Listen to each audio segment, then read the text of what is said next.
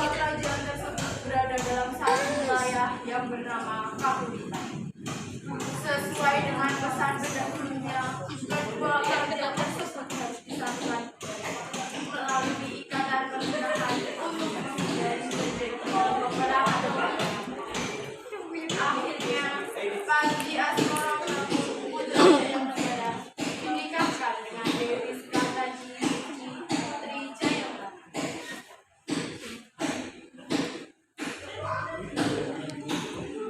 Suatu ketika Raja Jenggala diserang oleh kerajaan. Pertempuran berlangsung sengit akibat serangan dadakan.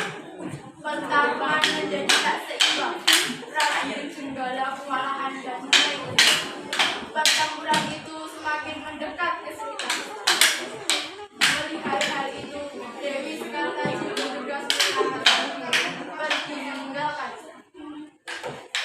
Maafkan aku harus pergi dari istana ini agar selamat. Sementara itu, Panji Asmoro kemudian sedang menunggu mendapatkan kabar dari salah satu prajurit bahwa kerajaan telah diserang oleh orang. Seketika dia menghentikan kegiatan berkeluarga dan pulang. Istriku, dimanapun keberadaanmu, semoga kau baik-baik saja. Sesampainya Jenggala, dia sudah sebagian kerajaan telah mulai dengan sisa pasukan yang masuk ke sudah melawan dan berdarah di bawah goyang-goyang. Akhirnya Pangeran Panji Asmoro berhasil memukul mundur pasukan.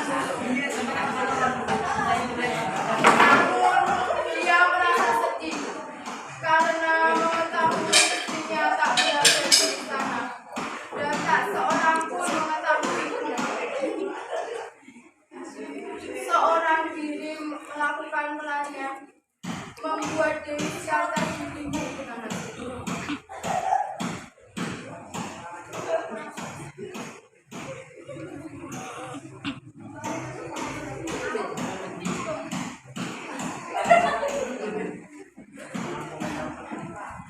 Seorang diri melakukan pelarian membuat Dewi Skartaji bingung dengan nasibnya.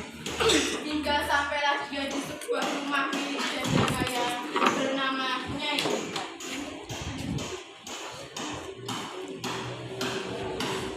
Nyai, mohon izinkan aku untuk tinggal di tempat ini. Aku butuh tempat untuk berlindung. Jadi kamu Asalkan kamu mau. Baik, Nyai, saya akan menuruti perintahmu. Nyai Intan tinggal bersama 3 orang putrinya yang cantik. Mereka adalah Kelenting Abang Sisulu, Kelenting Hijau, dan Kelenting Biru Sisulu. Dewi Skartaji mohon untuk bisa tinggal di tempat ini. Demi keselamatannya, bahkan rela menjadi gadis kampung biasa dan mengabdi kepadanya. Akhirnya, Nyai Intan menerima Dewi Skartaji sebagai anak angkat dan mengganti namanya menjadi Kelenting. Di rumah Nyai Intan, Kelenting Kuning selalu disuruh mengerjakan seluruh pekerjaan rumah seperti masak, mencuci, dan membersihkan. Dia sering dibentak oleh ibu angkatnya dan diperlakukan tidak layak oleh ketiga kakaknya. Bahkan dia terkadang hanya diberi makan sehari satu kali.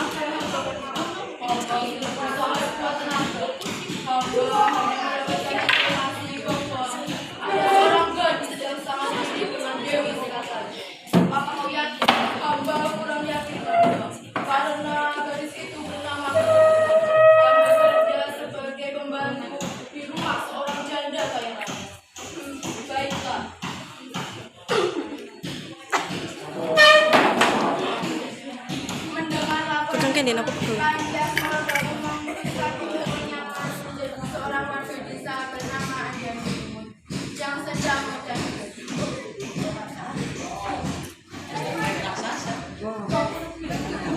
Keesokan harinya berangkatlah dia bersama pengawalnya untuk menuju desa Dedapan yang berada di dekat sungai. Desa itu berseberangan dengan desa tempat tinggal Kendi. Ketika sampai di tepian sungai Bengawan Solo, sang pangeran dijajah menjadi diserang oleh tukang. Dia adalah makhluk berbadan akan tetapi memiliki ukuran yang besar dan menjadi penguasa di daerah. Terjadi pertempuran hebat antara Yukang dengan Anjani.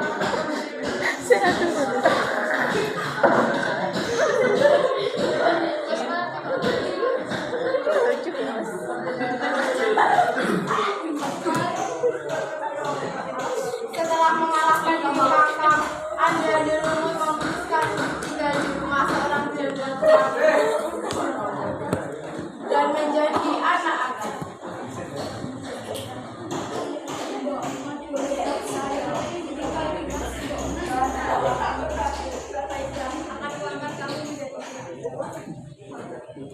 Beberapa hari kemudian dia memerintahkan pengawalnya untuk membuat sayembara tentang pencarian.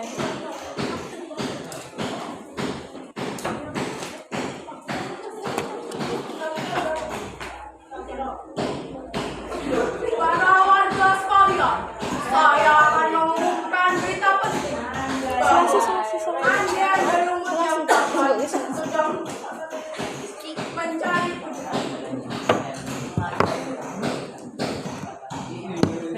Bagi yang berminat dapat datang ke kampung Dedapan.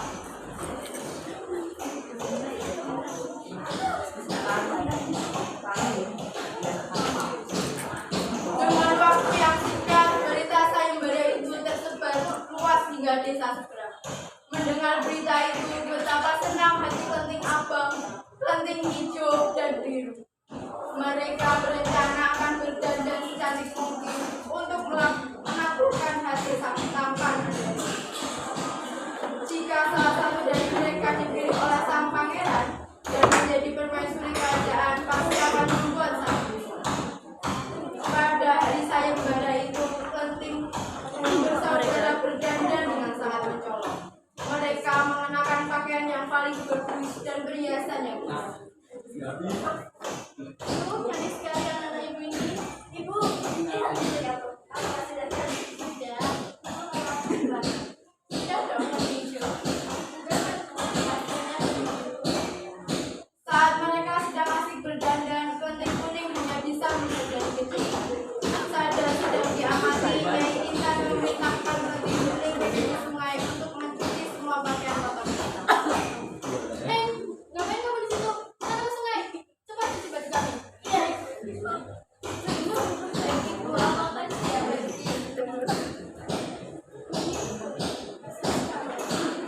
Tidak akan saya biarkan kamu dan saya pastikan saya.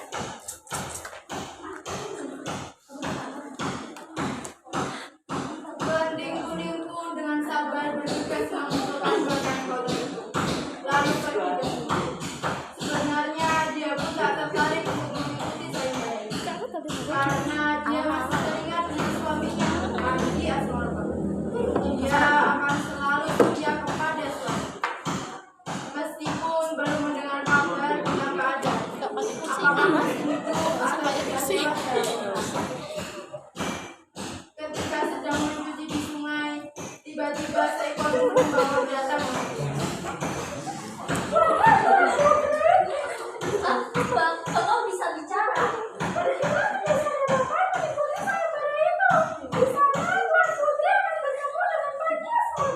Apa? Suamiku.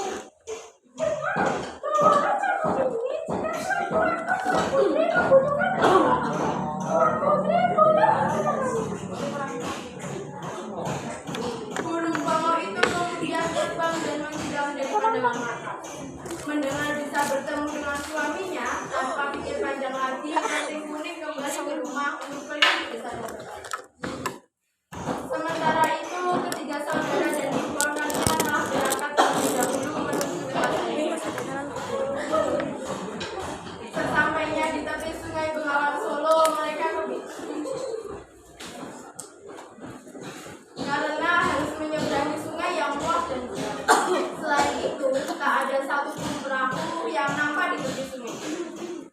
Tiba-tiba seekor kepiting raksasa muncul dari dalam air. Hei kepiting raksasa, mengapa kamu membantu kami dalam dinosaurus ini? Wah, aku akan membantu kalian, tapi kalian harus memenuhi satu syarat. Apa syaratmu itu? Cepat katakan. Apapun syarat darimu, kami akan memenuhinya. Asalkan kami dapat menyesali semua. Ya betul, kamu harus membantu kami. Kalian harus menciumku terlebih dahulu sebelum aku mengantarkan kalian ke seberang sungai.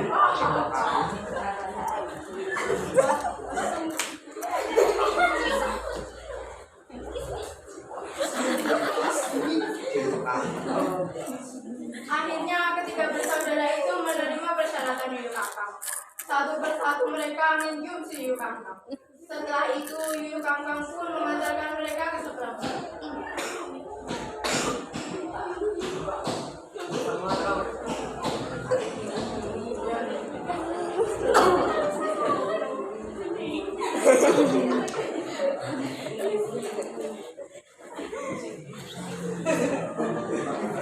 Tak lama kepiting kuning pun juga tiba di tepi sungai. Ketika Yuyu Kangkang mengajukan persyaratan yang sama, kepiting kuning menolak. Dia tak ingin mengkhianati sang suami. Meski dia tidak mau memenuhi syarat itu, kepiting kuning tetap memaksa si Yuyu Kangkang untuk membantunya bertani. Berkali-kali kepiting kuning memohon, namun kepiting raksasa itu menolak. Tidak, aku tidak mau memenuhi syaratmu. Kamu harus mau, kepiting kuning. Tidak, aku tidak mau. Kepiting kuning mulai kehabisan kesabaran. Dia mengambil cambuk dan memukulnya ke sungai.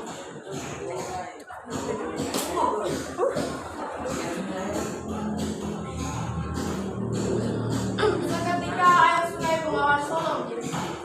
Ampun gadis kecil, ampun. Baiklah, aku akan menyeberangkanmu tanpa syarat apapun. Kalau begitu, segeralah naik.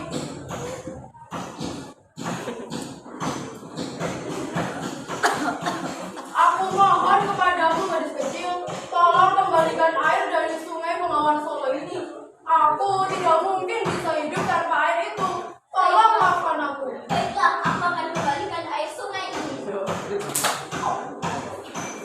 Merasa kasihan dengan Yuyu Kangkang, kepiting kuning kembali memukulkan cambuknya ke sungai. Seketika air sungai kembali seperti semula, dan kepiting kuning melanjutkan perjalanan menuju desa Dadakan. Sementara di sebuah desa Dadakan ada seorang wanita sedang menyapu jalan rumah. Wanita tua itu adalah Mbok Rondo Dadakan. Di rumah itulah si Ande-ande Lumut sedang mengkaji menunggu belahan hatinya yang dijanjikan Tuhan untuknya.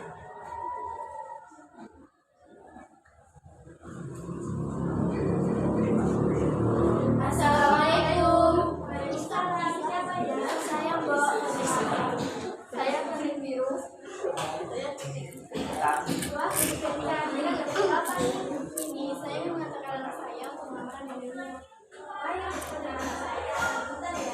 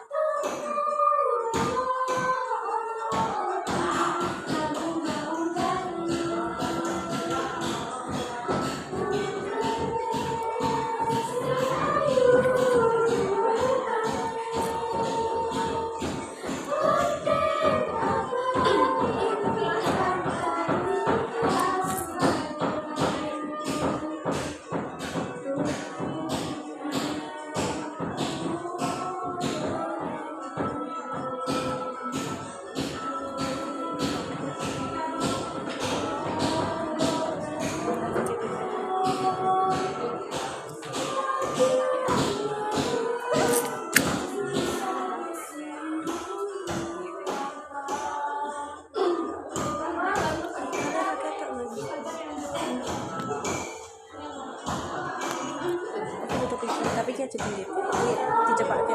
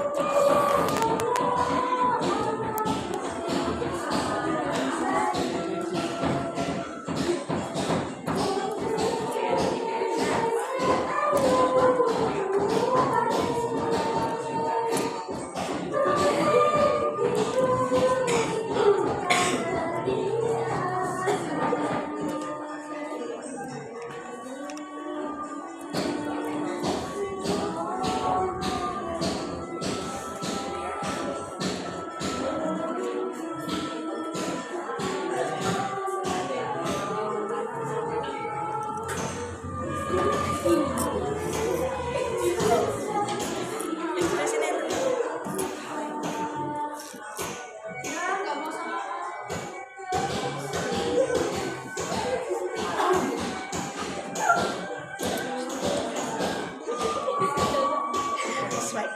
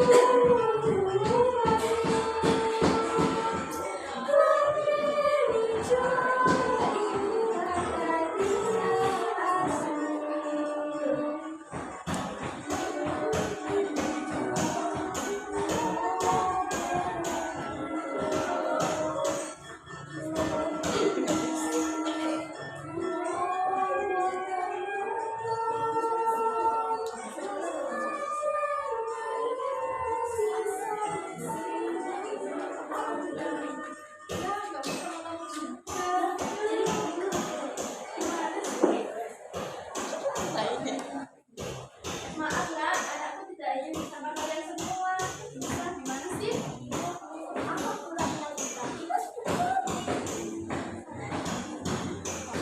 Tidak lama kemudian datanglah penting-penting dari ujung. Sudah tercium bau yang tidak sedap. Wajahnya coreng-moreng karena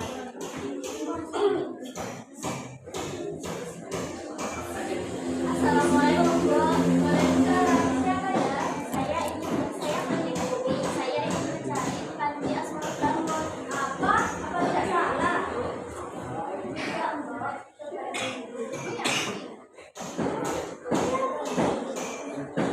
Ya sudah, saya sudah di sini.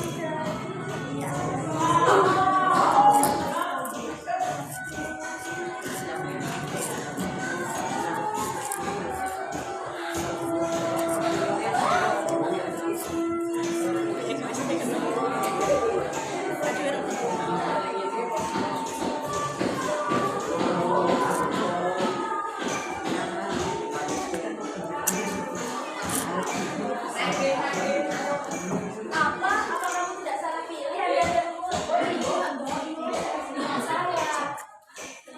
Ternyata selera rendah. Hanya ada rumput. Iya, betul. Saya tidak memiliki apa. Dan dulu paling tidak harus dari